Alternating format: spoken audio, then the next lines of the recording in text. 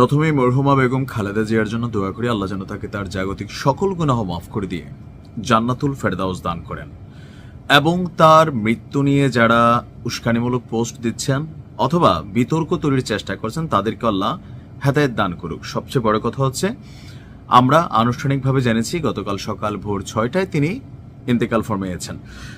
তো যাই হোক, বেগম খালেদা জিয়া, মৃত যে বেগম খালেদা জিয়া, ওনার যে শক্তি, উনি যে অসম্ভবকে সম্ভব করেছেন মৃত্যুর পরে। আমার কাছে দেখেন সারা পৃথিবী বেগম খালেদা জিয়াকে নিয়ে গতকালকে নিউজ করেছে, পোস্ট করেছে, তবে ব্যতিক্রমী লেগেছে দুইটা জায়গায়। একটা জায়গা হচ্ছে গতকালকে বেগম খালেদা জিয়ার মৃত্যুর পর আওয়ামী লীগের সভানেত্রী শেখ হাসিনা তিনি একটা লম্বা চূড়া পোস্ট দিয়েছেন। ওনার ছেলে সজীব ওয়াজেদ জয় তিনিও একটা লম্বা চূড়া পোস্ট দিয়েছেন। এমনকি আওয়ামী লীগের যে সকল নেতাকর্মীরা সারা দিন বিএনপিকে নিয়ে বা বিভিন্ন সময় গত লম্বা একটা সময় ধরে সমালোচনা করতেন বা বিভিন্ন ধরনের বক্তব্য দিতেন, গতকালকে ভিন্ন একটা বিষয় ছিল যে এখানে আপনার তেমন কোনো রকম প্রতিক্রিয়া হয়নি, বরঞ্চ সবাই ওনার জন্য দোয়া করেছেন।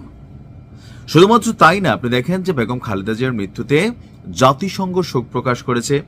ভারতের পররাষ্ট্রমন্ত্রী এস জয়শঙ্কর তিনি বাংলাদেশে আসতে যাচ্ছেন। পাকিস্তানের আর স্পিকার সম্ভবত তিনি বাংলাদেশে আসতে যাচ্ছেন। ওনার মৃত্যুতে দেখলাম যে ভারত যেমন শোকবার্তা দিয়েছে, পাকিস্তান শোকবার্তা দিয়েছে, এমনকি বাংলাদেশের প্রত্যেকটা মানুষ আমার কাছে মনে হয়েছে গতকালকে হাতে গোনা 2-4টা উস্কানিমূলক পোস্টদাতা ছাড়া, লাইক বনিয়ামিন, এদের সম্পর্কে বলতে গেলে আমার ঘৃণা হয়, বুঝছেন। তো এই টাইপের কিছু ক্যারেক্টার ছাড়া ওনার মৃত্যুতে ওনার জন্য দোয়ার বদলে বিপরীত কিছু করেছেন তেমন আমি দেখি নাই। তবে কিছু ভাইরাল ক্যারেক্টার আছে, লাইক যে ভাইরাল সিদ্দিক, এই মানুষ থাপড়াইছে, তো এরা ভালোই লাগছে। এগুলো আসলে জঞ্জাল আবর্জনা, যেখানে যায় ভাইরাল হবার ধান্দা থাকে। তো ওনার নিয়ে দোয়ার মধ্যে দেখলাম একটা ফাজলামি, পেছন থেকে কে আবার ঠোকনা টাকনা দিছে। বাট এছাড়া পুরো বাংলাদেশকে একটা জাতিতে পরিণত করেছে ওনার এই মৃত্যু।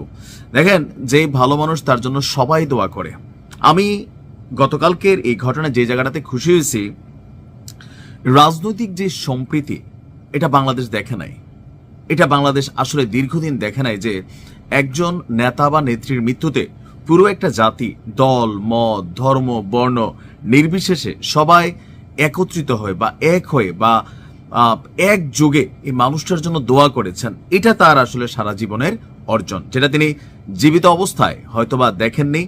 রাজনৈতিক কারণে বিভিন্ন নির্যাতনের শিকার হয়েছেন, টর্চারের শিকার হয়েছেন, ব্যক্তি জীবনে হয়রানির শিকার হয়েছেন, কিন্তু মৃত্যুর পর তার জন্য যে বিরল ভালোবাসা পুরো বিশ্ব জুড়ে, জাতিসংঘ থেকে শুরু করে ইউরোপ আমেরিকার রাষ্ট্রগুলো বা তাদের রাষ্ট্রপ্রধানগুলো, সবকিছু মিলিয়ে আমার কাছে মনে হয়েছে এটাই হচ্ছে রাজনীতির কি বলা হয় যে আপনার সৌন্দর্য। একজন মানুষ কতটা জনপ্রিয়, একজন মানুষ কতটা ভালো, সেটা তার মৃত্যুর পর আসলে প্রকাশিত হয়। কারণ জীবিত মানুষটার সামনে ভয়ে অনেকে অনেক ধরনের কথা বলতে পারে না। আর মৃত মানুষটার জন্য যখন সবাই দোয়া করে, যে আমরা কবরে নামানোর আগে মুসলিমরা একটা দোয়া বলি বা আমরা জিজ্ঞেস করি যে তিনি কেমন মানুষ ছিলেন, তখন আমরা সবাই বলি ভালো মানুষ ছিলেন। ওই ভালো মানুষ বলার মধ্যে ইচ্ছা অনিচ্ছাকৃত থাকে, কিন্তু ওনার জন্য গতকালকে যেটা হয়েছে সেটা ছিল বিরল, যে আমরা মাফ করি, আল্লাহ মাফ করে দিক। তো সবকিছু মিলিয়ে তার জীবনটা যথেষ্ট সার্থক।